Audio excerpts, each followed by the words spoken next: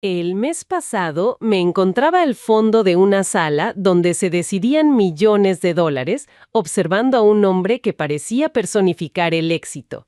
Tenía el currículum impecable de la Ivy League, un título de esos que imponen respeto, y esa pulcritud que solo te da haber nacido en la cima. Sobre el papel era la persona más brillante de la sala. Pero entonces la presión subió. Los datos empezaron a contradecir el proyecto favorito del CEO y ocurrió algo fascinante. Este experto, con todos sus galones, no recurrió a la lógica ni al análisis realista. En su lugar, empezó a tartamudear, con los ojos saltando de un lado a otro para intentar captar el viento político de la habitación. No buscaba la verdad, buscaba permiso para decirla. Al mismo tiempo, la jefa de desarrollo, una mujer que se había curtido en startups caóticas y no tenía ningún título prestigioso, simplemente se reclinó en su silla. Sin levantar la voz, desmanteló el error del CEO con una claridad quirúrgica que dejó la sala en un silencio sepulcral. En ese momento lo vi claro. No es que ella tuviera un coeficiente intelectual más alto, es que su cerebro había sido forjado en un entorno donde los resultados importaban más que la jerarquía, mientras que el de él había sido moldeado en un sistema que premiaba la complacencia por encima de la competencia. Solemos creer que un título es un certificado de capacidad innata, pero la realidad es más cínica. A menudo es solo un recibo ambiental. Es la prueba de que ocupaste un espacio específico y protegido durante años. El talento no es una roca sólida que llevas en el bolsillo, es más bien como un gas. Se expande o se contrae para llenar el contenedor donde lo pongas. Si metes una mente brillante en un recipiente rígido y diminuto, la mente no suele romper el molde. Es el molde el que termina por encoger la mente. Pero, ¿qué sucede cuando ese contenedor no es solo una oficina, sino una sociedad entera? ¿Qué pasa cuando el entorno es tan pesado que dicta desde cómo le hablas a tu jefe hasta si te sientes con permiso para tener hijos? Para entender los límites de esta teoría, tenemos que viajar al laboratorio de presión social más extremo del mundo, las potencias de Asia Oriental, donde el éxito no se mide por lo que eres capaz de crear, sino por lo bien que logras reflejar las paredes de tu propia jaula. Al observar el desarrollo de Asia Oriental, me refiero específicamente a países como Corea del Sur, Japón y, las enormes metrópolis de China, me doy cuenta de que estamos literalmente ante el laboratorio perfecto para estudiar esta comprensión del talento. Claro. Lo que hace que esta región sea tan reveladora para nuestro análisis profundo de hoy es la velocidad extrema de su transformación. O sea, estamos hablando de naciones que han tomado procesos de modernización económica y desarrollo tecnológico que, en Occidente tardaron varios siglos en asentarse, y ellos los han comprimido en apenas 30 o 40 años. Es una locura. Totalmente.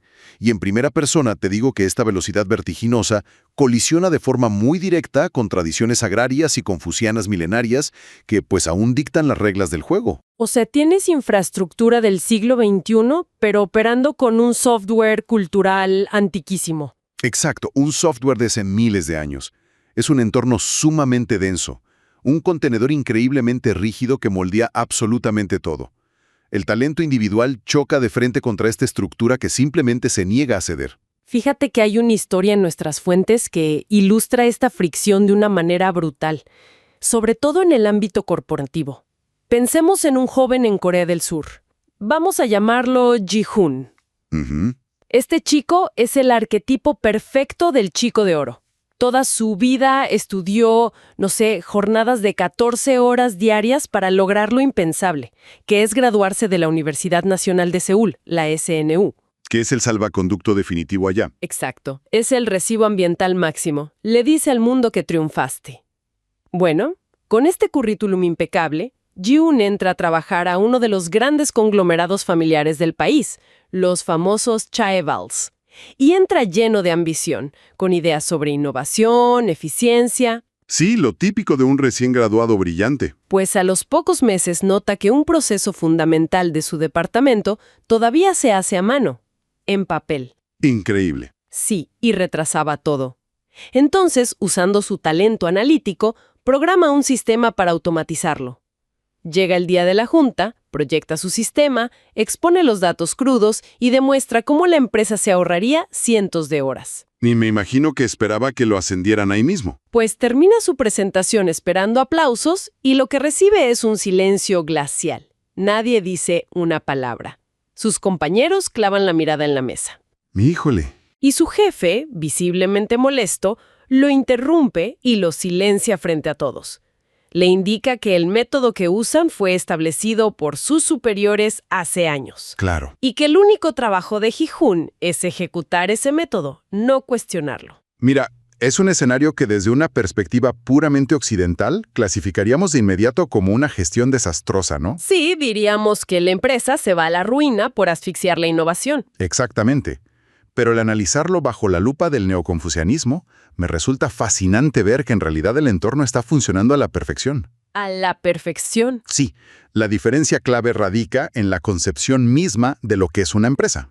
En muchos lugares, una corporación es un mercado transaccional. Das tu tiempo, recibes dinero, todo es eficiencia. Ajá. Gerente. Emula dinámicas de gobernante y súbdito, o incluso de padre e hijo. En Japón, a la empresa se le suele llamar uchi o ie, que significan literalmente la casa o la familia.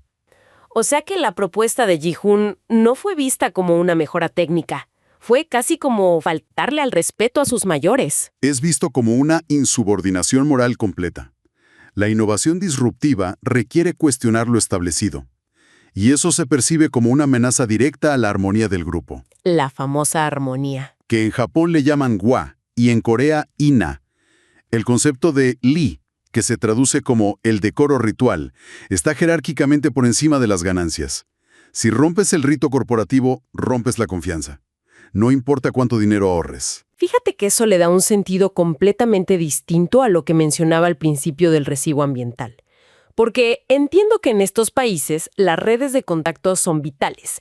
He leído que sistemas como el OneSea en China o el Yonggo en Corea van mucho más allá de hacer un simple intercambio de tarjetas en un evento.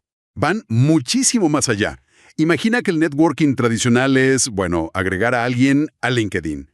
Algo útil pero superficial. Exacto. El OneSea, por el contrario, es más como un pacto de sangre corporativo, una red de confianza profunda y obligaciones mutuas que se teje durante décadas. Y la verdad, cuando veo cómo funciona el OneSea en la actualidad, me parece un tejido conector admirable. ¿Así? Sí, porque preserva la cohesión social, mantiene vivas las tradiciones de respeto y lealtad dentro de un ámbito laboral que se está modernizando rapidísimo.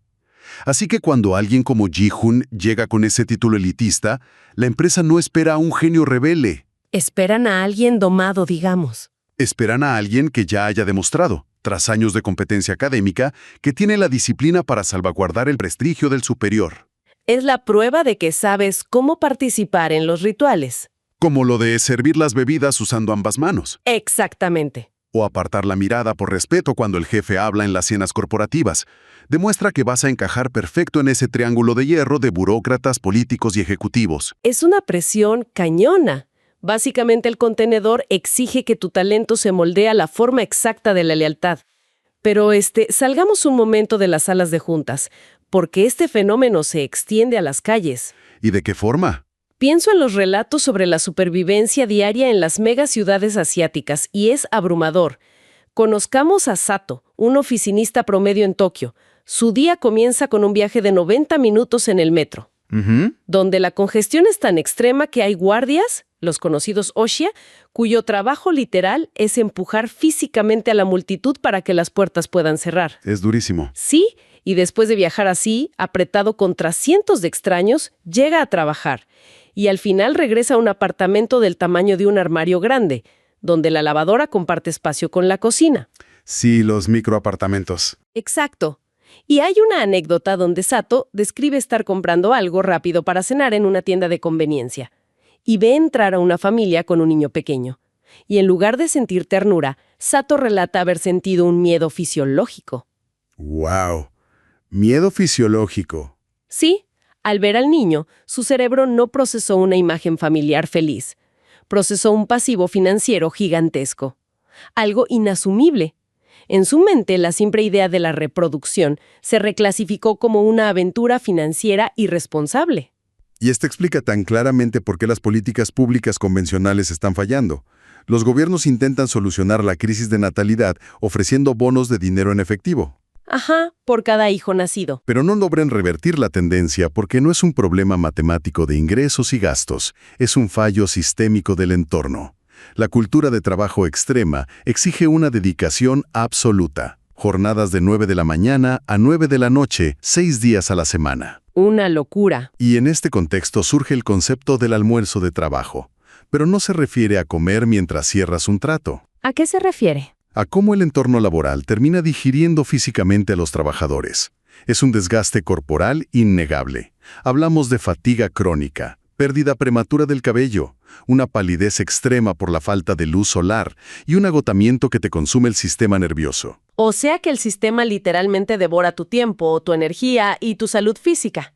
Ante un contenedor que te aplasta a ese nivel, me pregunto cómo logra la gente no colapsar. Pues la adaptación llega a través de una renuncia metódica. Al ver que no pueden romper las paredes de este contenedor, muchos toman la decisión completamente racional de abandonar la competencia. Se rinden. Se repliegan. Por ejemplo, en China hemos visto el surgimiento del tangping, que literalmente significa tumbarse o acostarse. No es pereza, es una postura filosófica, una huelga espiritual contra la cultura del sobreesfuerzo y el consumismo extremo. Recuperan el control de su paz mental. Exacto, rechazan comprar una casa cara o buscar ascensos. Y a la par, surge otro fenómeno que me resulta sumamente positivo, los llamados hijos a tiempo completo. Ah, he escuchado de eso. Son jóvenes adultos que ante un mercado implacable deciden quedarse en casa. Reciben un apoyo económico de sus padres a cambio de labores domésticas y de cuidar a los mayores. Y lejos de ser un fracaso, veo esto como un testimonio hermoso de la inquebrantable red de apoyo que es la familia. Claro, frente a cambios tan rudos, la familia es el amortiguador. Un amortiguador amoroso y solidario. Se adaptan para proteger el bienestar de los suyos con profunda lealtad. Es una red de seguridad emocional increíble frente a tanta presión. Y entiendo que esta idea de renunciar también ha tomado formas muy específicas en otros países. He leído sobre la generación Satori en Japón. Ajá, los Satori. Que toman el nombre de un término budista para la iluminación, pero usado con ironía. Es como si alcanzaran un estado zen, pero simplemente porque extinguieron por completo los deseos materiales. Sí. Si saben que jamás podrán comprar un auto deportivo o una casa propia, su mecanismo de defensa es convencerse genuinamente de que nunca quisieron esas cosas para empezar. Y en Corea del Sur, esta trayectoria de renuncia es aún más estructurada. Comenzaron identificándose como la generación Sampo.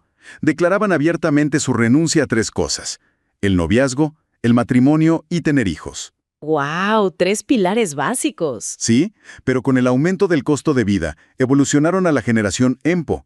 La letra N en matemáticas representa un número indefinido. O sea, es la generación que ha renunciado a un número infinito de cosas. Hasta la esperanza. Exacto, renuncian a la esperanza misma de movilidad social. Espera, esto tiene que ver con lo que los mismos jóvenes coreanos llaman Hel-Joseon, ¿verdad? Totalmente. Recuerdo haber leído ese término y me dejó fría.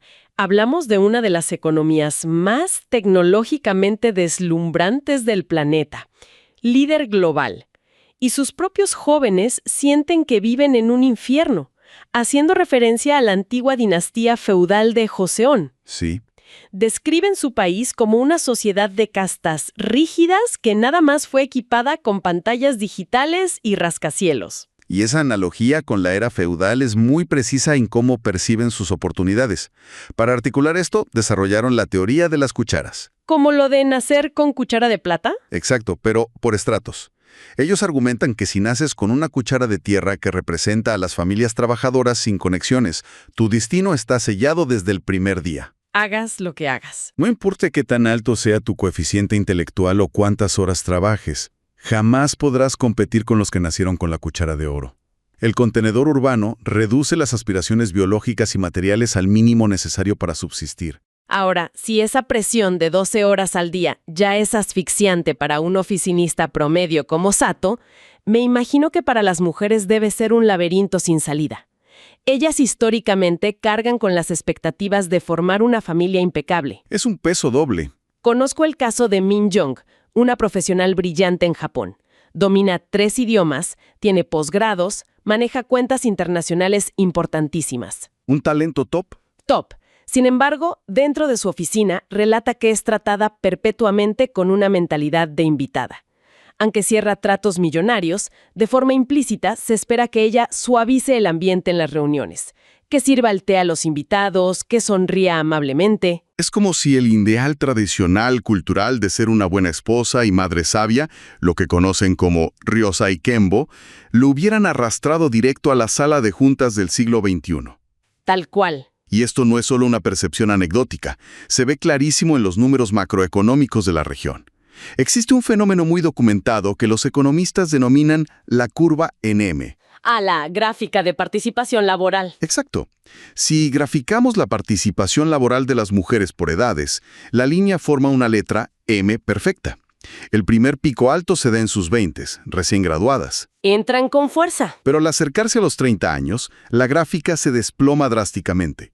Caen en un abismo porque son expulsadas del sistema. Por la incompatibilidad con la maternidad. Por diseño. La exigencia de presencia absoluta es incompatible. No hay manera humana de trabajar hasta las 9 de la noche y criar a un hijo sin redes de apoyo masivas. Años más tarde, cuando los hijos crecen, la gráfica vuelve a subir, formando el segundo pico de la M, ya en sus 40s. Pero me imagino que no regresan a los mismos puestos. Para nada. No regresan a los puestos gerenciales. El sistema solo las reabsorbe en trabajos precarios, esporádicos y a tiempo parcial. Y esta arquitectura laboral es la responsable directa de las brechas salariales de género más amplias de toda la OCDE. Es una expulsión sistemática del talento femenino. Pero fíjate que me llama mucho la atención que del otro lado del espectro, los hombres también están atrapados en una crisis paralela bastante severa. Sí, es una olla de presión para ambos. Y viendo los datos sin juicios morales, es evidente que hay un pánico económico masculino derivado de estas expectativas rígidas. Por un lado, décadas de preferencia por tener hijos varones crearon un desequilibrio demográfico fuerte. Hay más hombres compitiendo ferozmente. Matemáticamente sí. Y además, la expectativa social inamovible dicta que el hombre debe ser el proveedor único e infalible del hogar para ser considerado digno de matrimonio. En Corea del Sur, por ejemplo, existe el sistema de vivienda Jeonse. El Jeonse es durísimo. Es un sistema de alquiler donde en lugar de pagar una renta mensual manejable, tienes que entregar un depósito gigantesco por adelantado. A veces equivale a la mitad del valor total de la propiedad. Para un joven en sus 20s, juntar ese dinero es una prueba de hombría virtualmente imposible. Y a esa inmensa presión financiera hay que sumarle un factor estructural ineludible que afecta a la psique de los jóvenes surcoreanos, que es el servicio militar obligatorio. Claro, el servicio militar.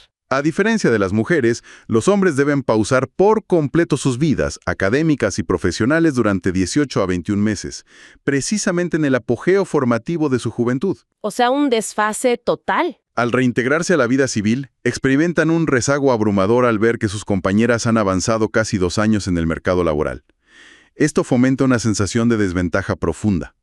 Sienten que el sistema es increíblemente hipócrita con ellos, les exige ser proveedores infalibles y por el otro interrumpe su desarrollo y los lanza a una economía hipercompetitiva. Donde los sueldos iniciales ni de broma alcanzan para cumplir esas expectativas. Y esto desencadena un bucle de resentimiento social enorme. Un resentimiento real. Este pánico económico hace que muchos hombres jóvenes sientan que son activamente discriminados, lo que ha llevado a una radicalización política, exigiendo la abolición total de instituciones de igualdad de género. Ahora, con toda esta presión sobre los hombres y la exigencia asfixiante sobre las mujeres con la curva en M y el trabajo no remunerado, las mujeres surcoreanas están tomando medidas drásticas. Sí, ¿Qué es exactamente este fenómeno del movimiento 4B? El movimiento 4B es la respuesta directa a esta hostilidad cruzada. El nombre viene de 4 principios fundamentales que comienzan con la partícula vi, que denota negación. Bijone significa la negativa absoluta al matrimonio. Bishulsun es la negativa a tener partos o criar hijos. Ajá. Bidet es el rechazo a tener citas románticas. Y bisex es la negativa a mantener relaciones sexuales con hombres. Y mira, es fundamental entender que esto no es solo una protesta juvenil pidiendo mejores políticas. Es más profundo. Es una retirada total. Es una huelga sociodemográfica. Al analizar este bucle, la conclusión central es que ninguno de estos grupos está fundamentalmente roto o actuando de forma irracional. Claro. Todas las partes, los que se acogen al Tangping, los hombres frustrados por el sistema de proveedores o las mujeres del 4B, están adaptándose de una manera perfectamente lógica y racional a un contenedor social que ofrece incentivos completamente irracionales. Hemos abarcado muchísimo terreno hoy, y al observar toda la evidencia que nos ofrece este inmenso laboratorio social asiático, hay un hilo conductor innegable. El entorno siempre vence al talento. Siempre. Es una fuerza implacable. Vimos primero cómo una jerarquía corporativa sofocante es capaz de aplastar cualquier chispa de innovación simplemente para proteger el confort del rito. Luego exploramos cómo la olla de presión urbana y el agotamiento laboral extremo suprimen el imperativo biológico más básico, que es la reproducción. Y finalmente, vimos cómo unas normas de género inflexibles, enquistadas profundamente, terminan enfrentando a una mitad de la población contra la otra, acelerando un colapso demográfico sin precedentes. Y este panorama en Asia Oriental actúa simplemente como el canario en la mina de carbón para el resto del mundo desarrollado. La fricción brutal entre el hipercapitalismo moderno y las estructuras sociales rígidas es una advertencia universal. Si el contenedor en el que opera la sociedad está diseñado para encoger a los individuos, un pedigrí inmaculado en el currículum no salvará a nadie. Únicamente servirá como un espejo que refleja cómo los muros se cierran definitivamente.